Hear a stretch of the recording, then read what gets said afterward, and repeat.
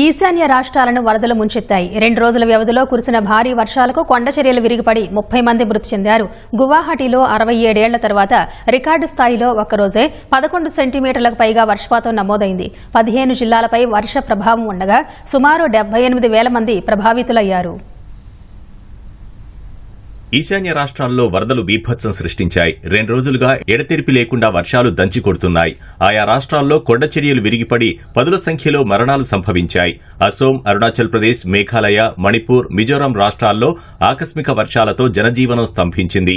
Arunachal Pradesh east Kameng జిల్లాలో కొండచర్యలు విరిగిపడి car అదుపు తప్పి పక్కన ఉన్న 150 మీటర్ల లోయలో పడింది. ఈ ప్రమాదంలో 2 కుటుంబాలకు చెందిన 7గురు మరణించారు. లోయర్ సుబన్ సిరి జిల్లాలో కొండచర్యలు విరిగిపడి పొలంలో పనిచేస్తున్న 2 కూలీలు చనిపోయారు. అరుణాచల్ ప్రదేశ్లోని పలు జిల్లాల్లోని లోతట్టు ప్రాంతాలు చెరువులను తలపిస్తున్నాయి. నదులు, వాగులు, వంకలు పొంగిపొర్లుతున్నాయి. చాలా ప్రాంతాల్లో విద్యుత్ సరఫరా నిలిచిపోవడంతో ప్రజలు ఇబ్బంది పడ్డారు. రహదారులపై భారీగా వరద నీరు చేరడంతో వాహన రాకపోకలకు అంతరాయం ఏర్పడింది. లోతట్టు ప్రాంతాల ప్రజలను సురక్షిత ప్రాంతాలకు వెళ్లాలని అధికారులు సూచించారు.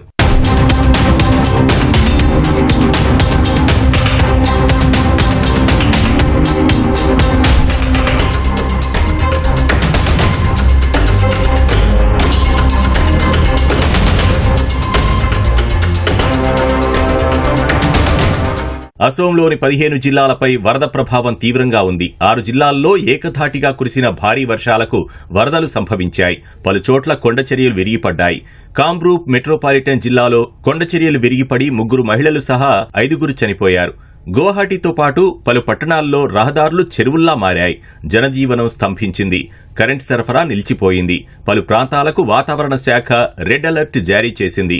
15 జిల్లాల్లోని సుమారు 78,000 మందిపై భారీ వర్షాల ప్రభావం పడినట్లు అధికారులు తెలిపారు.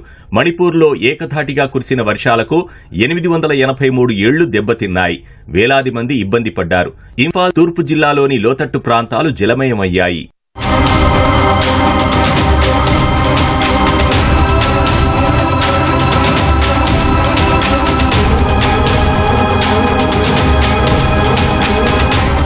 మిజోరం, మేఘాలయ, త్రిపుర, నాగాలాండ్లో కూడా భారీ వర్షాల కారణంగా పలువురు మరణించారు. వరద ప్రభావిత రాష్ట్రాల్లో సైన్యం, ఎన్డీఆర్ఎఫ్ బృందాలు సహాయ చర్యలు చేపట్టాయి.